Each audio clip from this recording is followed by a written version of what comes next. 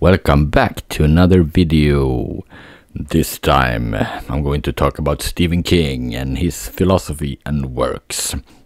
Let me begin with a quote from the man I'm going to talk about today. People think that I must be a very strange person. This is not correct. I have the heart of a small boy in a jar on my desk.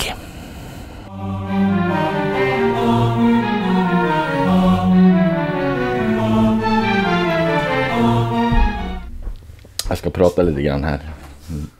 Let's talk about the philosophy and works of the king of horror, Stephen King. I find Stephen King's philosophy on writing interesting. First of all, he says you have to read and write a lot, 4 to 6 hours per day. Then there is the ritual of writing. You have your spot where you write, and you always write in that same spot. In his non-fiction book On Writing, he talks about this, and it sounds like he imagines creating a portal to that fictional world. Or is it fictional? In that specific spot, and getting access to it in that way. And as he starts writing a certain story, he slides more and more into that world and transfers reality to that of the characters in the story. In a more scientific way, you could say that by sitting in the same place doing the same thing, you teach your brain what to do there and get into the mode more easily. But having a more philosophical outlook on what you do inspires too. I mean, you can think of art in very boring ways, like books are just words after one another, or music is just notes after one another. But if you do that, you kind of lose the magic of it. I don't write books, but I write a lot of lyrics for music. And the reason I can keep the inspiration for that is because I get into this specific mode that I have been sort of developing over many years. Cause I'm fucking old. Cause I'm freaking old. In the Dark Tower series, and also in his latest book, Fairy Tale, he connects different fictional universes and mixes in other writers and stuff like that. I think this is because of his philosophy on how writing works. All the writers draw from the same source, a world that can be accessed with the mind, but might actually exist somewhere. And everything written by inspired writers can be found there, where it all exists in the same place, world, universe. Also, he doesn't write plots for his books. He goes where the characters want to go. He tried writing plots a couple of times, but didn't like it. Insomnia, for example, was written with a pre-created plot. Personally, I like that book, but he doesn't. Stephen King was born in Portland, Maine on September 21st, 1947. Inspired by H.P. Lovecraft and horror in general, he got his breakthrough with the novel Carrie, released in 1974. He actually threw the draft for Carrie in the trash bin. An actual trash bin, not on the computer. But it was saved by his wife, who encouraged him to continue with it and help him write from a girl's point of view. Now, in the 80s, I read everything written by Stephen King, and I liked almost everything he wrote. I see when I look through his bibliography that a lot of the books were released in the 70s, like Salem's Lot, The Shining, Rage, The Stand, The Long Walk, and The Dead Zone. I thought all of those were 80s books. Not that it matters. The first book from the 80s was actually Firestarter, which was released in 1980.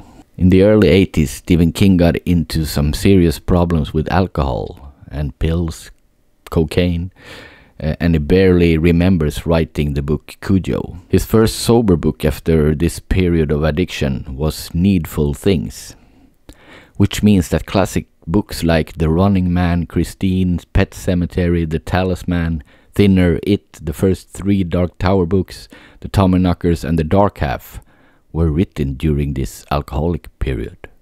Think about that. I actually got less interested in his books when he got sober. He wrote stuff like Gerald's Game, Dolores Claiborne, Rose Madder and The Green Mile, which was softer stuff, and I was thirsting for horror in the early to mid-90s when those books were released. I did like a couple of books in the mid to late 90s, like The Regulators and Desperation, but what really got me back into King's writing was when he started focusing on the Dark Tower series. I consider those 7 books to be his magnum opus, and I read all of them as soon as I could. I also liked his non-fiction book On Writing, where he talks about his writing life and philosophy, but that was released in 2000, I think. On Writing was released soon after he had that serious accident where he was hit by a truck and got messed up real bad. I remember him describing laying bleeding by the side of the road, and the truck driver apparently got out of the truck, sat down by the side of the truck, lighted a cigarette and told King, "Wow man, that does not look good." King described it as meeting a character from one of his books. Maybe he manifested him like that girl in The Regulators, where everything the girl drew came into reality. Perhaps that was the case. Stephen King's strength is dialogue, and it is always better to read him in English rather than in a translated version. The force really is strong with him when it comes to dialogue. If I was to mention any weakness he has, I would say it is the endings. But he has mentioned that endings are not that important. It is just a line where you stop documenting. And I sort of agree with that and see his point. Hollywood and others are selling the lie of happy endings, but what you do is stop documenting at a good point before the character gets cancer and dies. If you get my point. So the lie of happy endings may be the source of a lot of our disappointments with how things work out. Now for some book recommendations. I recommend everything he wrote from 1974 up to 1989.